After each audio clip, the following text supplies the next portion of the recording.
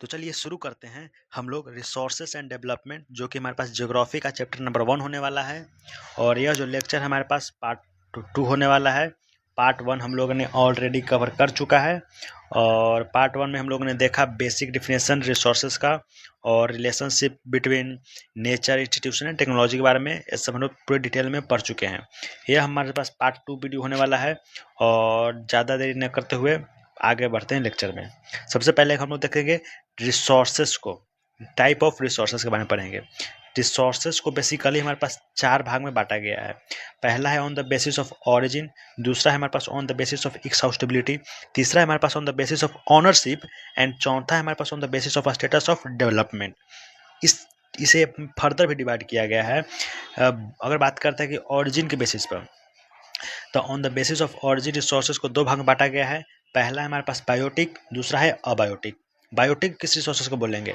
वैसा रिसोर्सेज जिसके पास लाइफ हो, जिसके पास जीवन हो, और या फिर वैसा रिसोर्सेज जो कि लिविंग थिंग से ऑब्टेंट हुआ है, उस तरह के रिसोर्सेज को हम लोग बोलेंगे बायोटिक रिसोर्सेज। जैसे एग्जांपल लेते हैं, इससे अगर हमारे पास मिल्क हो गया, जैसे मतलब कि मिल्क हो गया, चिकन हो गया, इस तरह से क्या हो गया, हमारे पास एक तरह के बायोटिक रिसोर्सेस है। इसके पास लाइफ भी है और बात करते हैं कि यार लिविंग थिंग से ऑब्टेंट भी हुआ है, उस तरह के रिसोर्सेस क्या बोलेंगे हमारे पास? बायोटिक रिसोर्सेस बोलेंगे। बात आती है नेक्स्ट अबायोटिक रिसोर्सेस की।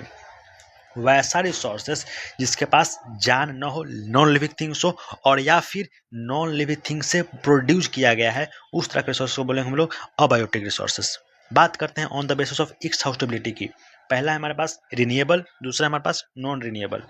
रिन्यूएबल क्या होता है? वैसा रिसोर्सेज जो कभी खत्म ना हो या फिर खत्म हो जाए तो उसे रिप्रोड्यूस किया जा सकता है, उस रिसोर्सेज को हम बोलेंगे रिन्यूएबल रिसोर्सेज। जैसे में एयर हो गया, सोलर हो गया, सोलर एनर्जी हो गया, इस तरह के एनर्जी जो हमारे पास है रिन्यूएबल रिसोर्सेज बोले जाएगा।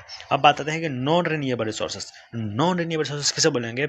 ऐसा रिसोर्सेज जो कि एक बार यूज करने पर खत्म हो जाए और उसका जो फॉर्मेशन में मिलियन ऑफ ईयर लगे, मतलब कि ऐसा रिसोर्सेज जो कि खत्म हो जाए and take million of year for their formation, that resources is known as non renewable resources. बात करते हैं on the basis of ownership. Ownership के बेसिस पर क्या होता है हमारे पास? पहला है हमारे पास इंडिविजुअल रिसोर्सेज। इंडिविजुअल रिसोर्सेज का कहने का मतलब क्या है? ऐसा रिसोर्सेज जो कि उस रिसोर्सेज पर इंडिविजुअल कोई पर्सन उसका ऑनर हो। जैसे एग्जाम्पल बात करते हैं कि हाउस प्लॉट, आपका घर या फिर आपका खेत खलिहान, ये सब का क्या हो गया हमारे पास? इंडिविजुअल रिसोर्सेस हो गया। बात करते हैं कम्युनिटी रिसोर्सेस। वैसा रिसोर्सेस जिसका फायदा लाभ पूरा कम्युनिटी उठाए, उस तरह के रिसोर्सेस को बोलेंगे हम लोग कम्युनिटी रिसोर्सेस। बात करते हैं एग्जांपल की, जैसे टेम्पल हो गया, प्लेग्राउंड हो गया, इस तरह के रिसोर्सेस क्या होगा हमारे पास? Community resources. इस तरह के रिसोर्सेस को पूरा कम्युनिटी मिलकर फायदा उठाते हैं। बात करते हैं कि नेशनल रिसोर्सेस क्या होता है? नेशनल रिसोर्सेस उस रिसोर्सेस को बोलते हैं जिससे पूरा नेशनल का आदमी जो है हमारे पास पूरा नेशनल उस पर ऑन करे या फिर उसका जो फायदा है पूरा नेशन उठाए, उस तरह के रिसोर्सेस को बोलेंगे हमारे पास नेशनल रिसोर्सेस। नेशनल रिसोर्सेस के एग्जांपल बात करते हैं तो रेलवे हो गया, रोड हो गया, एक्सेट्रा एक्सेट्रा। बात करते हैं हमारे पास इंटरनेशनल रिसोर्सेज की, तो इंटरनेशनल रिसोर्सेज क्या होता है? जिसका जो मतलब के अधिकार है पूरा इंटरनेशनल को हो, उस रिसोर्स को बोलेंगे हमारे पास इंटरनेशनल रिसोर्सेज। एग्जांपल की बात करते हैं तो सी रिसोर्सेज। सी रिसोर्सेज क्या हो गया? सी रिसोर्सेज जैसे मछली हो गया, सब जो सी में जो वैसा रिसोर्सेज जो सी में प्रेजेंट है, सी से निकाला जाए, समुद्र से निकाला जाता है, उस तरह के रिसोर्सेज को बोलेंगे हम लोग इंटरनेशनल रिसोर्सेज। बात आगे आती है on the basis of status of development. Status of development के बेसिस पर हमारे पास पहला जो हमारे पास पोटेंशियल रिसोर्सेज। वैसा रिसोर्सेज जिसके पास पूरा पोटेंशियल है, जो हमारे नीड को पूरा कर सके, बट हम लोग उस रिसोर्सेज का इस्तेमाल पूरी तरह से नहीं कर पा रहे हैं। एग्जाम्पल लेते हैं, अगर बात करते हैं हम लोग राजस्थान हो गया, गुजरात हो गया, यहाँ पर हाई पोटेंशियल है कि सोलर एनर्जी और वाइंड एनर्जी का हम लोग इस्तेमाल कर सके, ठीक है, जो कि हमारे पास यूज कर सकते हैं, बट वहाँ पर सोलर एनर्जी और वाइंड एनर्जी का प्रॉपर यूज नहीं न कर पा रहे हैं। इस रिसोर्सेज को बोलेंगे हमारे पास पोटेंशियल रिसोर्सेज। डेवलप्ड रिसोर्सेज किसे बोलेंगे? वैसा रिसोर्सेज जिसके पास हमारे पास क्या है, किससे मतलब कि क्वांटिटी या क्वालिटी पूरी तरह से हमारे पास इसके बारे में जानकारी है और उसका वैसा रिसोर्सेज जिसको मतलब बस यूज कर भी रहे हैं, उस तरह के रिसोर्सेज को बोलेंगे डेवलप्ड रिसोर्सेज। बगला आती है हमारे पास स्टॉक रिसोर्सेज। तो स्टॉक रिसोर्सेज किसे बोलेंगे? स्टॉक रिसोर्सेस उस रिसोर्सेस को बोलेंगे जिसमें हमारे पास पोटेंशियल तो है अपने हमारे नीड को सेटिस्फाई करने के लिए, बट हमारे पास प्रॉपर टेक्नोलॉजी न होने के कारण उस रिसोर्सेस का हम लोग इस्तेमाल नहीं कर पा रहे हैं, उसे हम लोग बोलेंगे स्टॉक रिसोर्सेस। ठीक है, अगर बात करते हैं इसका एग्जाम्पल की, तो वाटर में हमारे पास क्या है कि इसमें H2O होता है, और बात करते हैं कि हमारे पास H2 और O2 दोनों ही ज़रूरत है। अगर हमारे पास कोई प्रॉपर टेक्नोलॉजी आ जाए जिससे वाटर से O2 को और H2 को दोनों को अलग कर दे, तो हमारे पास O2 और H2 एक रिसोर्सेज के फॉर्म में हमारे पास निकल जाएगा। बट क्योंकि हमारे पास प्रॉपर टेक्नोलॉजी न है, इसलिए हमारे पास वाटर क्या है, एक तरह से स्टॉक रिसोर्सेज। चलिए आगे बढ़ते हैं बस रिजर्व रिसोर्सेज के बारे में। रिजर्व रिसोर्सेज क्या होता है, हमारे पास वैसा रिसोर्सेज जिससे हम लोग रिजर्व करके रखे हैं ताकि हम लोग फ्यूचर में उसे इस्तेमाल कर सकते हैं, उसे हम बोलेंगे रिजर्व रिसोर्सेज। बात करते हैं एग्जाम्पल की, जैसे डैम वायर रिजर्वायर हो गया, वहां पर हम लोग पानी को स्टॉक को रिजर्व करके रखते हैं ताकि हम लोग फ्यूचर में उसका इस्तेमाल बिजली प्रोड्यूस करने के लिए भी कर सकते हैं। इस तरह के रिसोर्सेज को बोलते हैं हमारे पास रिजर्व रिसोर्सेस। आगे बढ़ते हैं डेवलपमेंट ऑफ रिसोर्सेस। चलिए आगे बढ़ते हैं कि डेवलपमेंट रिसोर्सेस किसे कहते हैं। डेवलपमेंट ऑफ रिसोर्सेस का मतलब क्या है, हुआ क्या हमारे पास, किसे ये पहले एनसीईआरटी की लाइन देखते हैं। Resources are vital for human survival as well as maintaining the quality of life. कहता क्या है कि रिसोर्सेज जो है हमारे पास बहुत ही इंपॉर्टेंट है, पहला for maintaining the quality of life and for human survival. ठीक है, क्वालिटी ऑफ लाइफ को मेंटेन करने के लिए एंड ह्यूमन सर्वाइवल के लिए हमारे पास रिसोर्सेज जो है बहुत ही इंपॉर्टेंट है। ठीक है, आगे बात करता है कि it was believe that resources are the free gift of nature, as a result human being used them indiscriminately and this lead to the flowing major problem. बात हुआ क्या कि रिसोर्सेज मतलब कि हिस्टोरिकली क्या हुआ, पहले के ज़माने में क्या होता था कि इसे सब लोगों ने समझा कि इसे रिसोर्सेज जो है यह नेचर के द्वारा दिया गया फ्री का तोहफा है, इसे जितना मन करे उतना इसका इस्तेमाल करो। और इसका रिजल्ट क्या हुआ कि ह्यूमन बीइंग जो है इसका अंधाधुन इसका इस्तेमाल करने लगा, और इसका इस्तेमाल करने की वजह से हुआ क्या कि पूरा इनडिस्क्रिमिनेट तरह से इसका यूज करना चालू कर दिया। इसकी वजह से हुआ क्या कि इससे बहुत सारे मेजर ग्लोबल प्रॉब्लम स्टार्ट होने लगे। अब बात करते हैं कि इससे कौन कौन से प्रॉब्लम स्टार्ट होने लगे, तो बात करते हैं पहला कि depletion of resources for satisfying the greed of few individual. जो रिसोर्सेज है, रिसोर्सेज का हमारे पास डिप्लेशन होने लगा। कोई भी इंडिविजुअल के ग्रिड को पूरा करने के लिए, उसके लालच को पूरा करने के लिए रिसोर्सेज का डिप्लेशन होने लगा। ठीक है, दूसरा हमारे पास है कि accumulation of resources in few hand which turn divide society into two segment, पहला हैव एंड हैव नॉट, और जिसे रिच और पुअर भी बोल सकते हैं। तो बात आती है कि से रिसोर्सेज जो है नॉट डिस्ट्रीब्यूटेड इक्वली। जब रिसोर्सेज हमारे पास से कहता क्या है कि रिसोर्सेज का डिस्ट्रीब्यूशन अच्छी तरह से इक्वल मैनर में नहीं हुआ है, इस तरह से सोसाइटी को दो भाग में बांट दिया गया है। पहला कि जिसके पास है वह तो मतलब रिच हो गया, और जिसके पास कुछ नहीं है उसे हम लोग पुअर समझ लिए। ठीक है, मतलब सोसाइटी को दो भाग में बांट दिया गया क्योंकि इसके पास रिसोर्सेज का डिस्ट्रीब्यूशन इक्वल नहीं है। बात करते हैं कि indiscriminate exploitation of resources has lead to global ecological crisis such as global warming, ozone layer depletion, environmental pollution and land degradation. बात क्या करता है कि जब रिसोर्सेज का ओवर एक्सप्लॉयटेशन होने लगा, तो यह क्या किया कि इसे बहुत सारे ग्लोबल प्रॉब्लम का क्या जन्म देने लगा। जैसे में जब ओवर एक्सप्लॉयटेशन होने लगा रिसोर्सेज का, तो पहला किसी ग्लोबल वार्मिंग होने लगा, फिर ओजोन लेयर डिप्लेशन होने लगा हमारे पास, फिर इन्वायरमेंटल पोल्यूशन और लैंड डिग्रेडेशन, ये सब हमारे पास प्रॉब्लम देखने को मिलने लगे हैं। ठीक है, ओवर एक्सप्लॉयटेशन ऑफ रिसोर्सेज के कारण। बात आगे क्या करते हैं हम लोग, इसी चलते हुआ क्या कि इससे रिसोर्सेज का हमारे पास इक्विटेबल डिस्ट्रीब्यूशन होना बहुत ही जरूरी है, ताकि रिसोर्सेज का अच्छी तरह से इस्तेमाल होने लगे, रिसोर्सेज का डिप्लेशन ना हो, इन्वायरमेंट भी कंट्रोल में रहे और इन्वायरमेंट में कुछ प्रॉब्लम ना हो। सबसे पहले समझते हैं an equitable distribution of resources become essential for sustain the quality of life. क्या कहता है कि इक्विटेबल डिस्ट्रीब्यूशन, रिसोर्सेज का इक्विटेबल डिस्ट्रीब्यूशन करना बहुत ही जरूरी है। पहला क्यों, तो समझते हैं कि नीड ऑफ इक्विटेबल डिस्ट्रीब्यूशन, पहला हमारे पास इसे quality of life quality of life को बेहतर बनाने के लिए एंड ग्लोबल पीस, ग्लोबल शांति के लिए रिसोर्सेज का इक्विटेबल डिस्ट्रीब्यूशन होना बहुत ही जरूरी है। दूसरा बात करते हैं किसे, If present trend of resources depletion in few hand is country continue, future of our planet is in danger। बात क्या करता है कि अगर जो करेंट ट्रेंड है रिसोर्सेज का एक्सप्लॉयटेशन का by few individual and country, the future of our planet is in serious and danger. बात क्या कहता क्या, सिंपल समझते हैं। इससे अगर जो मतलब कि करेंट सिनेरियो है जो रिसोर्सेज का डिप्लेशन का अगर चलता रहा तो हमारे पास जो अर्थ का जो फ्यूचर है, अर्थ का जो मतलब जो फ्यूचर है हमारे पास सीरियस डेंजर मतलब बहुत ही खतरनाक हो जाएगा। ठीक है, ठीक है, आगे बढ़ते हैं क्या कि इसी चलते हमारे पास क्या कहता है कि रिसोर्सेज का प्लानिंग करना जरूरी है। Resources planning is not just an option but necessity for sustainable development of all form of life.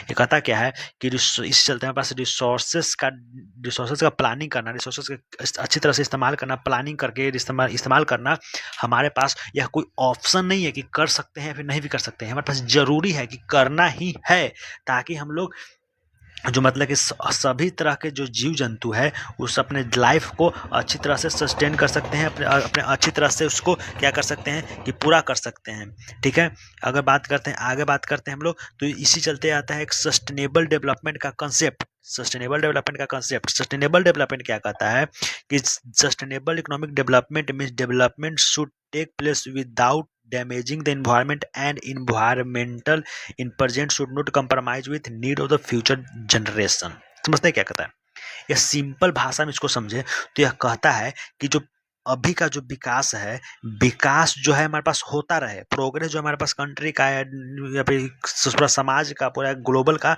विकास तो होता रहे, बट उसमें इन्वायरमेंट को नुकसान न पहुंचे और फ्यूचर जनरेशन के लिए भी रिसोर्सेस को उसका फ्यूचर जनरेशन को रिसोर्सेज को भी उसे रखा जाए, ताकि मतलब कि फ्यूचर में आने वाले जो जनरेशन है उस रिसोर्सेज का लाभ उठा सके।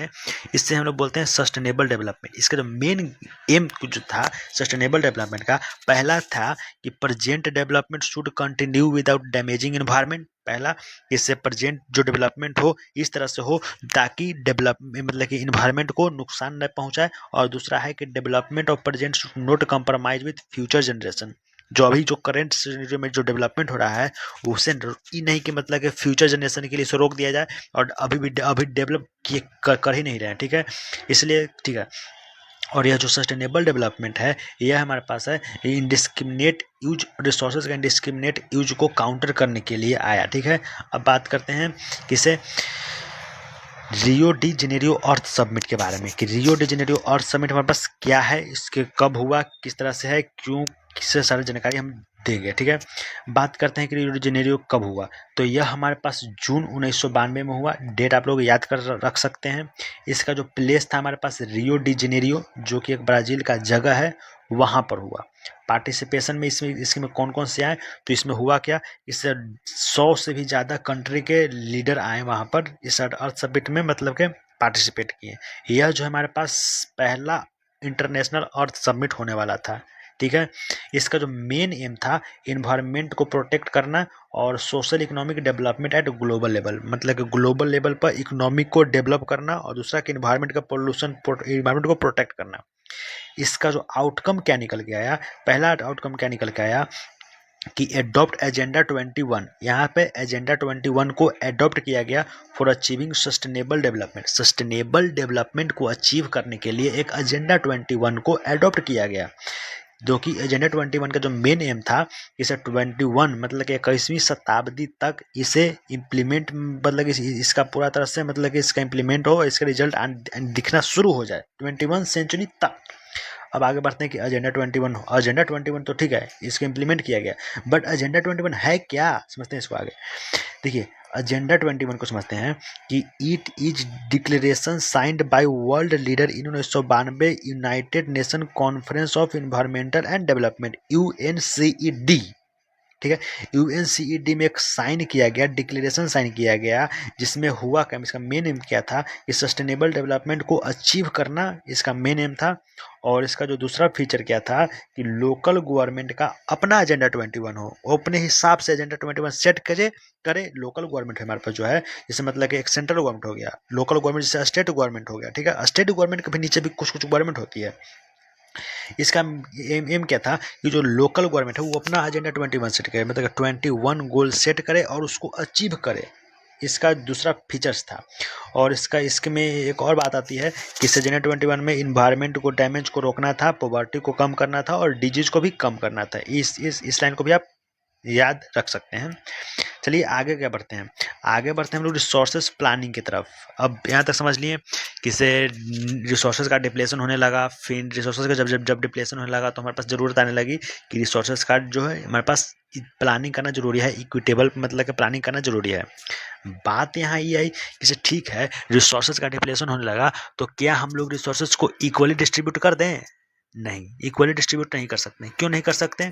इसका मेन प्रॉब्लम क्या है कि अगर हम लोग सबको इक्वली डिस्ट्रीब्यूट कर दिए तो कुछ कुछ प्रॉब्लम आ सकती है। इसमें प्रॉब्लम क्या आ सकती है कि इससे कोई जो मतलब कि जो कोई जो मतलब कि कोई जो स्टेट है हमारे पास रिच इन मिनरल्स है, कोई स्टेट जो मतलब कि मिनरल्स वहाँ पर कुछ है ये नहीं है, तो अगर हम लोग इक्वली डिस्ट्रीब्यूट कर देंगे तो क्या होगा कि जिससे हमारे पास उस रिसोर्सेज की ज़रूरत नहीं भी होगी उसको देना पड़ेगा। और जब उसके पास रिसोर्सेज की ज़रूरत है नहीं है तो उसको रिसोर्सेज क्यों दें? उसके पास जब ऑलरेडी रिसोर्सेज है तब। इसलिए हमारे पास क्या आता है, रिसोर्सेज प्लानिंग। रिसोर्सेज का प्लानिंग हमारे पास एक इम्पॉर्टेंट आता है, इम्पॉर्टेंट चीज़ है जिससे हम लोग लाए हैं। और इस रिसोर्स का प्लानिंग करना बहुत ही इम्पॉर्टेंट है ताकि हम लोग जो रिसोर्सेज का डिप्लेशन है, एक्सप्लॉयटेशन है, उसको कम किया जा सके। बात करते हैं कि रिसोर्सेज प्लानिंग है क्या और इसका पर्पस क्या था। Resources planning is a widely accepted strategy UI which for resources. बात करते हैं कि planning of widely accepted strategy judiciary for the use of resources. Resources को अच्छी तरह से यूज करने के लिए, उसको एक रिसोर्सेज को यूज करने के लिए इसका प्लानिंग की ज़रूरत है। बात कर सकते हैं कि अगर बात कर सकते हैं इसका पर्पस क्या था, तो इस पर्पस क्या था कि to it ensure that resources used efficiently without being wasted which essential for sustainable development. इसका एम क्या था कि इस रिसोर्सेज का इस तरह से इस्तेमाल किया जाए, इफिशिएंट यूज किया जाए ताकि रिसोर्सेज का वेस्ट ना हो, डिप्लीशन ना हो और सस्टेनेबल डेवलपमेंट को अचीव किया जा सके, सस्टेनेबल डेवलपमेंट को लाया जा सके। बात कर सकते हैं इसका जो कहता क्या है कि there are region which are rich in certain type of resources but deficient in some other resources. There are some regions which can be considered to be self-sufficient in terms of availability of resources and are some regions which have acute shortage for vital resources। बात करता क्या है कि एक country है, मतलब कि India require strong resources planning. India को बहुत ही मतलब कि तगड़ा रिसोर्सेज का प्लानिंग करना जरूरी है। काहे किस लिए? क्योंकि in diversity in resources availability where some region are rich in resources and other are face shortage. कहता क्या है कि इंडिया में रिसोर्सेज के प्लानिंग के लिए सख्त ज़रूरत है। क्यों? क्योंकि एक यहाँ पर क्या है कि रिसोर्सेज जो है मतलब कि वाइडली मतलब कि बहुत मतलब कि इनॉर्मस मैनर में, डाइवर्सिटी मैनर में रिसोर्सेज का डिस्ट्रीब्यूशन है। कुछ स्टेट है जो कि रिच है रिसोर्सेज में, कुछ है कि मतलब कुछ फेस शॉर्टेज, कुछ वहाँ पर शॉर्टेज फेस कर रहा है। बात करते हैं कि किस तरह से। अगर बात करते हैं झारखंड, छत्तीसगढ़, मध्य प्रदेश, तो यहाँ क्या है कि यहाँ तो मिनरल रिच इन मिनरल है, कोल है, डिपोजिट है, ठीक है। यहाँ तो मतलब कि हमारे पास बहुत सारा, ठीक है। और बात कर लेकिन अरुणाचल प्रदेश में क्या है कि वाटर का रिसोर्सेज का मतलब कि वाटर हमारे पास एबंडेंस मात्रा में है, बहुत ही प्रचुर मात्रा में है। राजस्थान की बात करते हैं तो excellent potential for solar and wind energy. जो राजस्थान है वहाँ पर wind energy and solar energy को प्रोड्यूस करने के लिए हमारे पास क्या है, ये एक्सीलेंट पोटेंशियल है। लद्दाख क्या है कि rich cultural heritage but water shortage. बात करते हैं कि झारखंड में बहुत सारे इंपॉर्टेंट रिसोर्सेज हैं, ठीक है। अरुणाचल प्रदेश में वाटर रिसोर्सेज ज़्यादा है, राजस्थान में पोटेंशियल है मतलब कि सोलर एनर्जी और वाटर एनर्जी को, वाइंड एनर्जी को प्रोड्यूस करने के लिए। लद्दाख में भी हमारे पास रिच कल्चरल है, बट